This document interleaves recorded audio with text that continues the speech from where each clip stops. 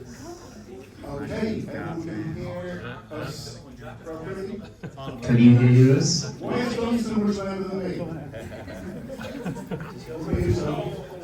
How loud are you? Hear me? Yeah. So just Dunstan's the loudest one. Imagine that. That was brilliant, wasn't it?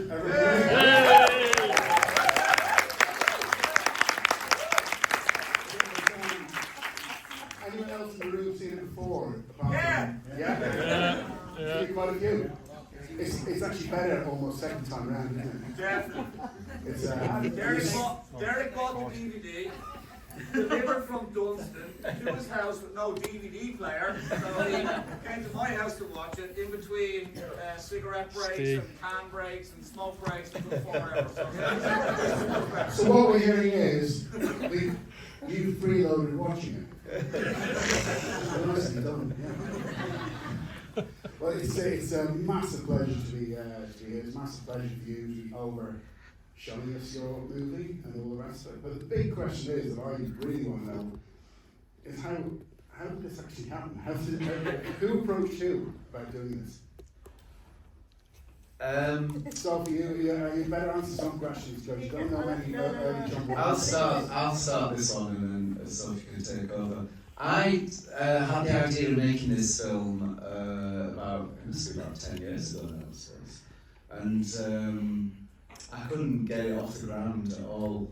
And I've got a friend called Jim Scott, who's a brilliant editor, who I made a documentary with about Sham 69 going to China. Scam 69 going to China. Yeah. And so I'd worked with Jim on that film, and Sophie was working on with Jim on a film called My Beautiful Broken Brain, which is a film that is on Netflix that Sophie won awards for. So Jim said, I was trying to raise money to make this film, and Jim said, oh, you should meet Sophie because she did a Kickstarter campaign to raise the money to pay for him to edit the film. Anyway, so me and Sophie then met up. I'd written a one-pager about what I wanted this film to be, and to be honest, it wasn't that. It was something far more simple than that. Anyway, so I went to meet Sophie with my one-pager. And it really made me laugh. And not many documentaries make you laugh. And I read the one-pager and I just thought, this sounds brilliant. I knew the song, didn't really know the bands. And I met Dunstan and he told me all about the bands, and I knew about him through Jim, our mutual friend as well. And then we went to meet the rest of the bands, and I just thought, oh, it's not often you meet a band like this, actually. It's not often you meet a bunch of people who are really funny, really human, still really good friends. We were at the time. And just really good people with an interesting story, and that really it's not often in documentaries that you read something that makes you laugh, and the kind of documentaries that I've made a lot of in the past have been quite dark or very serious, and I just thought this sounds... That's exactly what I was saying. Yeah, I mean, you're not renowned for I don't want to say glib. It's not glib, but it's told with a more humorous eye than most of your other things were. Yeah. So that brings me to, I mean, when it comes to obviously it's a documentary, so it's not really a screenplay, but to a certain degree there is a bit of screenplaying in it. Was that your influence in humanising it, or shall we say ridiculing it? I think what sort of happened is I would Sophie was really brilliant at making stuff happen. So I would the scene where it's me talking to myself. Yeah.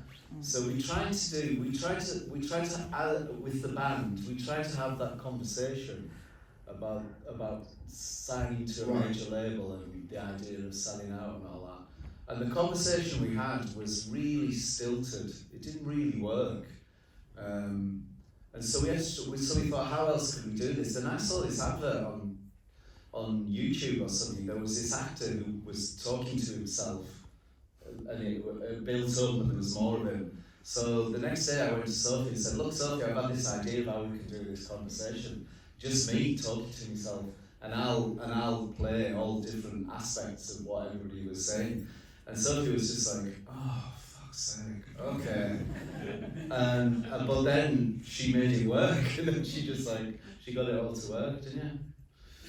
Yeah, I think it's an independent film, so you start off with, we raised some money with thanks to our Kickstarter supporters, and that gets you to a certain level, and then a lot of the time you're asking favours of people, of colleagues, of friends, and we're filming when we can. And so I think from the beginning we decided we just wanted to have a lot of fun making the film as well. And that one pager that Dunstan had written made me laugh, and I was like, we've got to keep laughing through the making of this film. We've got to keep the humour going. You can go down.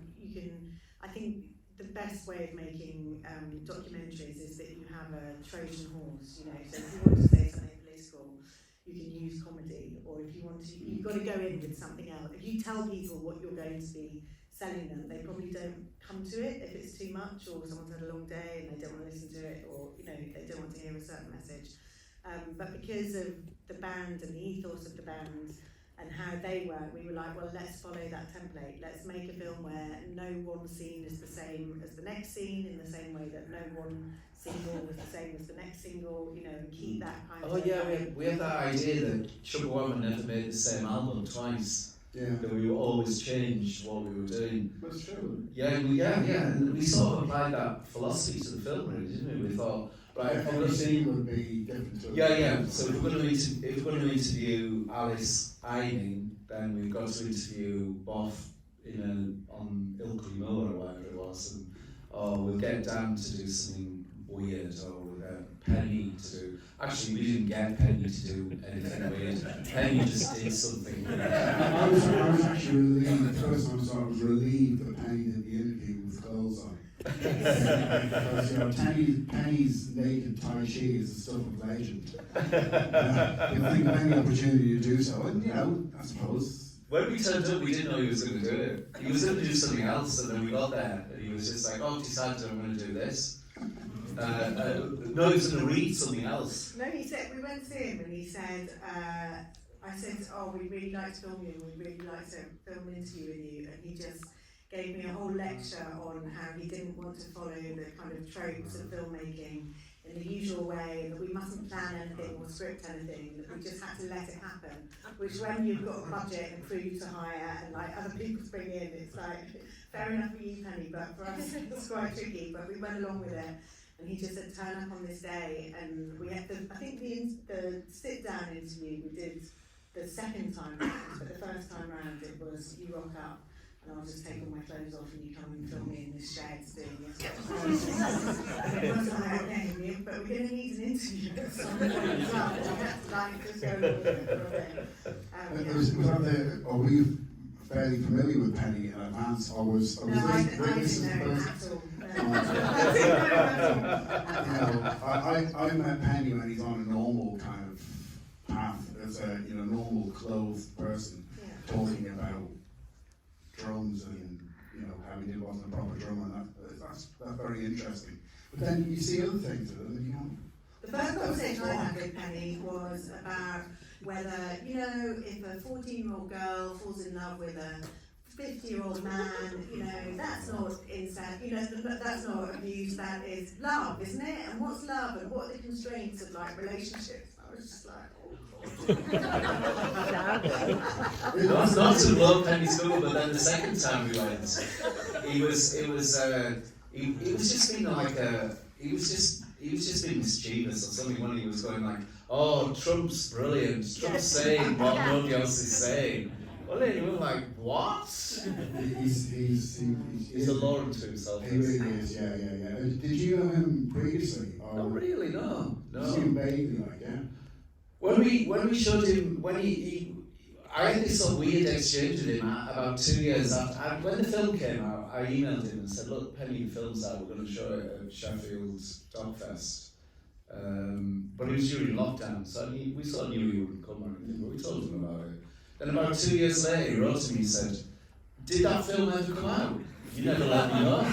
And I was like, I was like in a total state going to Sophie, oh fucking hell, did we not tell Penny? And then I found this email, I went through all the emails, found this email where I told him all this information.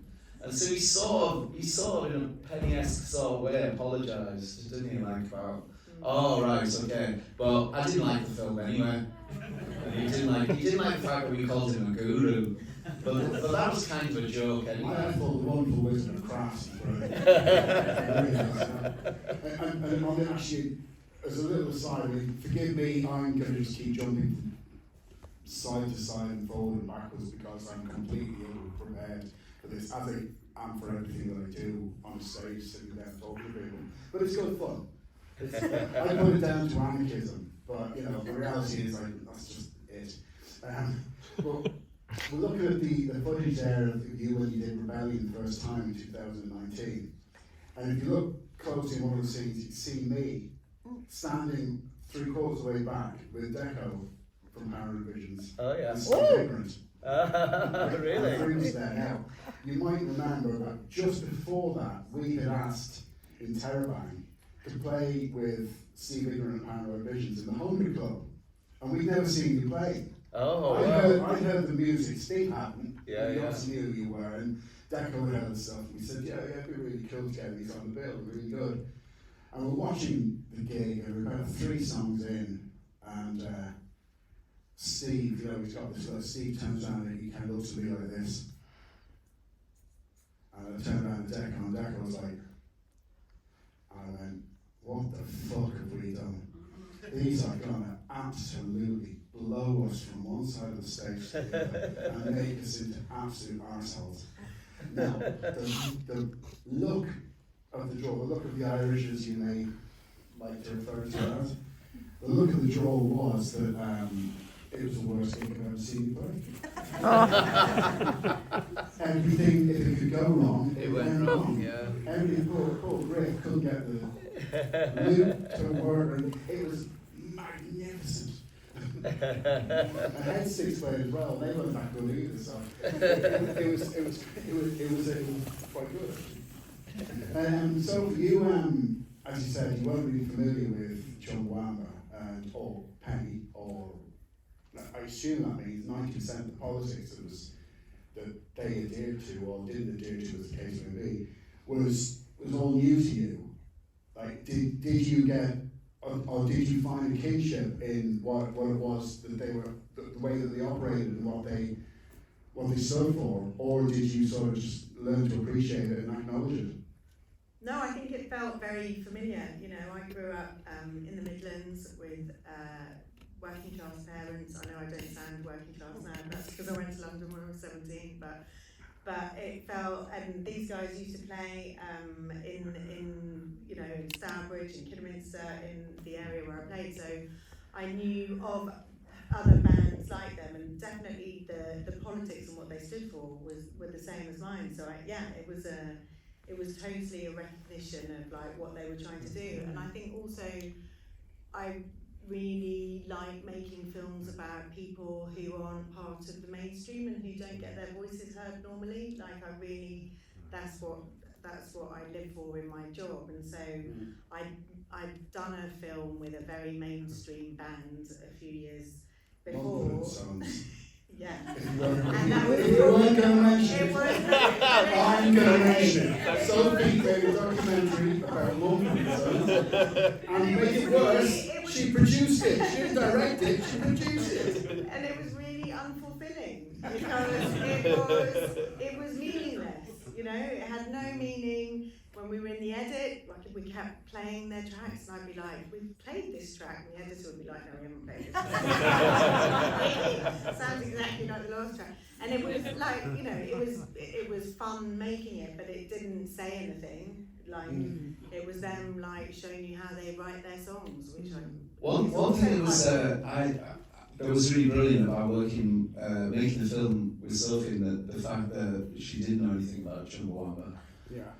Was that, I mean, I know I've told this story all the time, so I thought. Not to this people. No, not to this people. It was like, I'd be going away, and we'd be like cutting rough scenes or something, and I'd be going, oh, I've got this scene it's really fucking funny. You've got to see this scene. And then I'd play this scene, and Sophie would just like go really stone-faced, go, that is only funny to 8 people. And I'd go, what? It's really funny. She said, no one will get that. No one will understand that. You know, you can't have it's just like so inward-looking. And so what Sophie made us think about was a much, much bigger story. And so part of the process was trying to make the message really universal, wasn't it? That it wasn't just about, you know, like a private joke all the way through. I think it was also though, you know, you are part of a collective with 8 people who have an equal say in their story, and we weren't making that story. You know, the rest of the band were really lovely and came on board and were all happy to be involved. But it wasn't a collaborative film, it was your film. Therefore it needed to be your story and your interpretation of the world and your experience of the world and your journey, and not for us to assume that we could tell Alice's story or Bob's story or Dabbert's story. So yeah, that's a really good point, because years ago we made a film called Well Done Now Sell Off in about 2000, but never saw the light of day. And when I made that with this guy called Ben Unwin, and when we tried to put that together, we tried to tell, you know, everybody's story, and you get bogged down in stuff, and then you upset people because everybody's not in the film equally. And so there's some people from Chumbawamba who are in the film very little. Yeah. You know, and that's just because it's not their story. It's maybe just how they came into. We made that decision for it to be my journey. Yeah. And so that's why there's a lot of films about Interrobang. That's a very Chumbawamba thing really to do. You know, I mean the band is they're all equal parts. Everybody who's had anything to do with Chumbawamba seems to have an equal say. So therefore, you do your story. Some people are more equal than others, though. This is true. Some people think they're more equal than others, and some people are more cynical than others. I mean, it was a massive, massive privilege for me this summer. I'm a serious level Chumbawamba fan, and have been since the cassette tapes in whatever. I must be like fetus. But I managed to orchestrate, I think is the best phrase. To have 7 members of Chumbawamba on stage at Rebellion being interviewed by me, and that for me was one of the crowning glories of anything I've ever done there. Now there was a bit of conspiracy involved in that. You know, myself and Dunstan spoke the year before, and there's a rule normally at Rebellion that bands only play 2 years in a row and then don't play. And Interrobang played 2 years in a row, and I said, well, since we've got the Passion Killers playing, that's 4 of Chumbawamba who are there. If I can use that as leverage, I can probably get Interrobang on the bill to make 5 members of Chumbawamba. And then all we've got to do is to throw 100 quid at Dunstan and he'll come along. Danbert. Sorry, Danbert. Well, throw 100 quid at Dunstan, he'll do anything. That's You pretty. don't have to pay. Yeah, that's pretty much true, actually. So we ended up at that point with six of Chumbawamba actually performing, and then Alice, who I genuinely felt Alice would have been the most cynical and the one who would go, what a load of shit. Alice was right up for coming. Straight from the off, Alice was up for coming. So, and what absolutely blew me away about them was, which caught me off guard, was as soon as you all got together backstage, and it was the first time really in 20 odd years that 7 people being together. It was kind of like when I meet up with my old school friends, you know, like nothing has happened over the past so many years. Everybody just fell back into their own roles. It gradually turned more and more into the roles, and it was absolutely fascinating, I have to say. The fascinating thing, and there is a bit of video of it. We're waiting on some proper video to materialise. Somebody, one of Alison's or one of Lou's friends, somebody had videoed it properly, but we haven't seen it. I have a video of it missing the first 5 minutes, which is a shame because that's where I was in it the most. Should we take some questions from the audience? Yep. Yeah. Hello. Hi, Fiona Buckley. The thing, first of all, congratulations to both of you. Wonderful. I really enjoyed it. One thing that just struck me, I wondered if there was a backlash, and I know it was what you were all about. When you did the music for General Motors, and then you kind of turned it on them by using their terrible work methods and all the rest of it. What, if anything, was the backlash on that? There was no backlash. Do you mean, what, I don't know, do you mean from the mainstream or from General Motors? I imagine from General Motors, they What were paid a they? lot of money in there. Yeah, no, Have I they got it right? they released a statement saying they didn't know anything about it really. They were sort of like oblivious to it really. Oh, Yeah, they didn't seem, I mean they played it like they weren't that concerned about it, really. So they didn't really make a fuss about it. But that was an interesting one, that I brought that one up at Rebellion, and suddenly 3 of the band, Bath, you, Alice, I think Dunstan. I'm Dunstan. Dunstan do anything wrong. Everybody started saying, no, that was this. And how many times did you do this? Yeah, we did do it. We did do that a few times where we would give the money away. Yeah. Yeah, you didn't court that for publicity, which again is quite impressive. It was the General Motors one that made all that somehow went. The media got a hold of. I don't know why it was that one. I think basically it was because a friend of ours wrote about it online. Right. And then the papers picked up on it after that. But we did do it quite a few times. It's weird, but at the moment we're doing this thing where we're collecting all our archive and putting it all in this left-wing archive place in London called Mayday Rooms. So we've been going through everybody in the band has been finding all this, being up in their attic, getting all the archive stuff out. And I found all this stuff about where we used to have these meetings where we would decide who we were going to give money to, and how we were going to give split up. We used to give a certain amount away every 3 months or something. And I found like the minutes to one of these things. And it was fascinating. This is post becoming rock stars. This is post becoming rock stars, yeah. And so that was part of the thing. Like when people criticised us for like having a hit single and becoming famous and that, we just thought, well, like we're doing something really. It felt like we were doing something really good with it, like.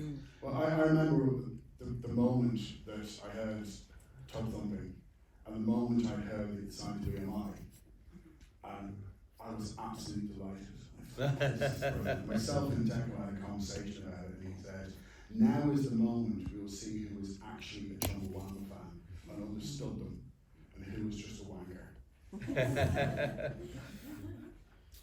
We did get a lot of. I mean, there was a backlash against it. What was interesting about that time actually was that all happened before social media existed. Yeah. And so what it meant was like the only way we could tell Chumbawamba fans what we were up to and why we were doing it was we did a newsletter once every 3 months that we sent out to a mailing list. So we didn't have social media where we could respond day by day, saying, look, the reason we've done this is because of this, and this is why this is happening, and this is our, we maybe had a website by then, maybe, and wrote stuff on there, but it was very limited, way that you could tell people. Some people didn't really know or understand why we were doing stuff a lot of the time. And like we did a screening in New Brighton a couple of years ago, and there's somebody there who said, oh, I'm really glad I came to see the film because I didn't know. That you did all that stuff and that was why you were doing it. They were just like, oh, we stopped listening to you because you sold out. Which was like what a lot of people used to say about us. It was interesting what Sean Forbes was saying. Now I know Sean, it's all a bit tongue in cheek with Sean, you can't take Sean particularly seriously, but he's very well meaning and he's very committed to his policies and beliefs. But what he said was, I'm assuming that he didn't mean it when he's saying, what did it change? What did it do? It did nothing. And I completely dispute that. I completely dispute that because on the back of that clickbait, which was a thing which didn't exist at the time. Yeah. that song is clickbait. That what, 3.5, 4 million American kids bought an album that's full of left-wing rhetoric and education, and they bought it on the back of that. Yeah. I mean, how many of those had more information sink into it? How many of those actually started going and looking into it? Well, there's a couple of things like that. When Universal bought the single, we signed to Universal in America, which weirdly we've never been slagged off for once. Nobody ever mentions that. Everybody just thinks, you signed to BMI. They put the single out as a limited edition single. We didn't even know they were doing this. And they put it out as a limited edition single, and so then you had to buy the album if you wanted the song. But then, back then in the 90s, the difference between the price of a CD single and a CD album in America wasn't that much anyway. Right, okay. So lots of people had to buy the album. Yeah, and they got exposed to... Yes, we got exposed to everything else. And then when we were playing live, we then put Tough Thumping at the end of the set as the last song. So they have to sit late. So they had to wait all the way through. You know, they had to watch everything else before they got. So their reward was the song at the end of the set. Anyone else got any questions? Yeah, okay, well, sorry, we'll start at the back. So the album Tough Thumper talks a lot about New Labour and their sort of, as you would have sound out of the dog workers. Is there like any sort of smoke satisfaction knowing what Tony Blair turned into and what Labour turned into, that you're like, I knew it? That's something I'm just remembering. Sophie reminds me of something actually. There's a couple of different versions of the film that we show, isn't it? And I don't know, it's like random which one you get. There used to be a thing at the end, you know, like when I'm interviewing Harry, when he's like doing panto or whatever it is, and he says, oh, I'm a member of the Labour Party, I joined the Labour Party. On one of the versions of the film at the end it says, Harry Hamer would like it to be known he is no longer a member of the Labour Party. And when he saw the film for the first time, his only comment was, oh, don't, that bit, you know, because it was by then, he joined when Corbyn was leader of the Labour Party, and then he left. Yeah, I mean, it's there are a couple of things about like having to go Prescott, you know, the Brits and that, and all that New Labour thing. People hated us for that. There were a lot of people who really hated us for that. But then, you know, like after, you know, like what Tony Blair is now, he's like. He's satanic in his... Exactly. Yeah, he is, yeah. And fucking Keir Starmer. Oh. I cannot stand that bloke. He's fucking worse than fucking Tony Blair. But anyway, yeah, but I mean, there was a bit of like, I wouldn't say it was smug satisfaction and see what happened because everything went, you know, tits up and that's not that one great, but... There was someone else, a couple of seats in front. So after like Prescott died, and I know Nazi went viral again with the kind of, I can't believe the Tub Thumping people were like cool leftists the whole time. Has there been like a resurgence in the interest in Chumbawamba in the last like few years? I know that RTE talked about Prescott being covered in water. Who does? RTE, Sophie Sharon, the Irish national broadcaster. Oh, right. Yeah, there has been. I mean, what Pete did, Rebellion, getting everybody back together to do a panel, it did sort of like mean there was a lot of interest in Chumbawamba getting back together. And there's a whole thing at the moment where loads of 90s bands are getting back together as well. And so obviously somebody approached us about getting back together. Well, that didn't work out very well. So that won't happen as it happens. But the thing that happened when the day the Nazi died, where it started coming on social media all over the place. I think I found that. I mean, I know it's a sad situation that's what happened, but it was good that it wasn't Tub Thumping for once. You know, because obviously that a lot of people just associated us with that one song. So it's sort of like good to see that the people are aware that we've got a much bigger, do you call it your canon or something like that, your back catalogue or something like that. That there's more, there was more to us than just that one song really. But like it was like what Sophie said earlier on about having a Trojan horse. that song was just like a Trojan horse, really. It just enabled us to do a lot of stuff that we would have never normally had the opportunity to do.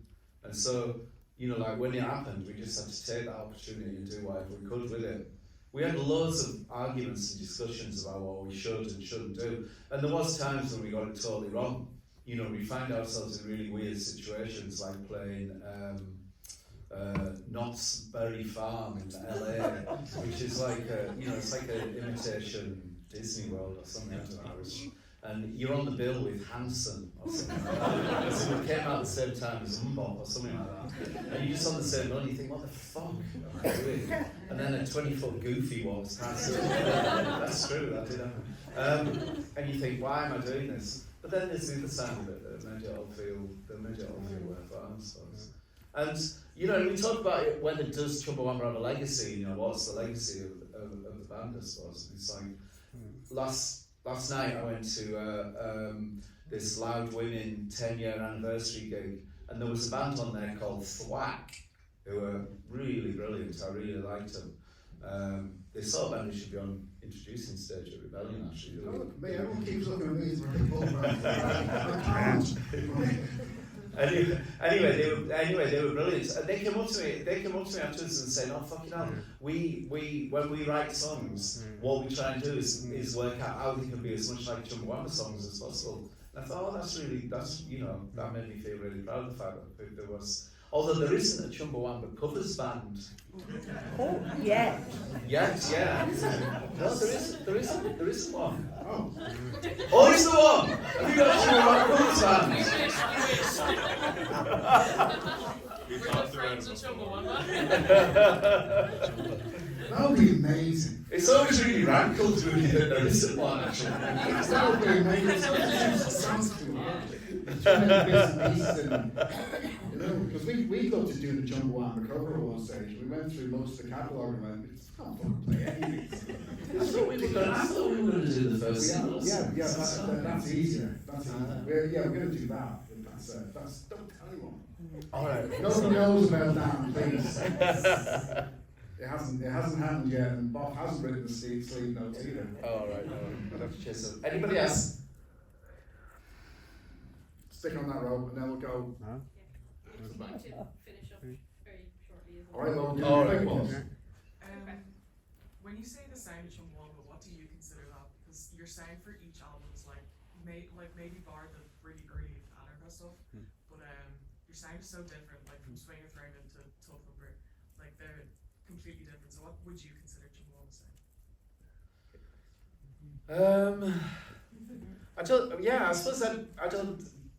I suppose I don't think there is one sound. Maybe if you put it into AI or something, you put it into it could write you. I have done it. I've got it to write lyrics of a Chumbawamba song. And it's so, I mean, it obviously can do it because they're all on the internet, so it sort of does quite a good version. But I've never done the thing of like getting it to do the music. But I suppose that's what I really like about the Chumbawamba back catalogue is you can more or less tell what we were listening to at different times. Like Slap is a classic example where all those songs are twice as long as they need to be, and you can just tell we've been listening to Andy Weatherall remixes and been taking loads of ecstasy or something. I really like that album, but. I think the thing with the Chumbawamba sound is that no matter what album you pick up, you can tell that it's Chumbawamba. You know, and maybe it's I think it's vocal arrangements and your voice and like Alison's voice. Yeah. It's all extremely distinctive. So that could be what it is. So happy you mentioned Andy Weatherall just there. Perfect segue. I'll give you that fiver later. Like you've been through the stages of life and the stages of music, and that's really good. And Slap is a good example of that. But Alice mentioned two things during the movie. She mentioned dance music and drugs. Could you elaborate on that, please, a little bit?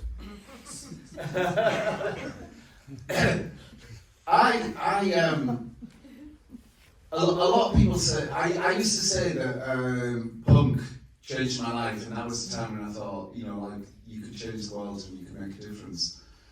When I actually think back, I think that happened to me for the second time in like the early 90s.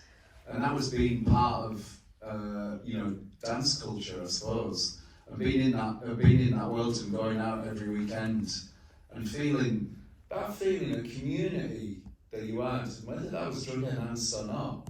That feeling of community you had, I thought was an incredible feeling, and I did think at that point, I thought, this is amazing. It just feels as though something is happening, and it's weird looking back at that now when you think that we're just about to enter another dark ages or something. To think that back then we had so much hope and optimism about the world. And so I look back on the 90s really, really fondly, as I thought that was a moment where it felt like something positive could happen. I mean, yeah, I did take a lot of drugs in the 90s. But I had a really good time. We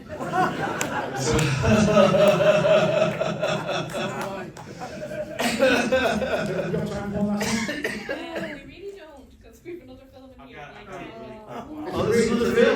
It's a really quick one, and we'll talk on the way out. You can say, like, I'm not Sure. you can only say, but like, Why and when did you decide to wear only suits? Well, it's kind of Griff's fault. Griff's like got this. He's got this personality where he gets really, really into something in a really big way. He got into tailoring. I'm going to tell the story really quickly. He got into baking bread during lockdown, but prior to that, he got into playing golf, and then he got into playing golf on his phone. But at one time, he was really into tailoring, and we just had this idea that because we were forming a new band in our hours in the 50s when we first got together, I think we wanted to make it look as though we really, really cared about how we looked, and that was self-care and and how you felt about yourself was really important to us, and we wanted to look different, and also we wanted to look like Gilbert and George as well.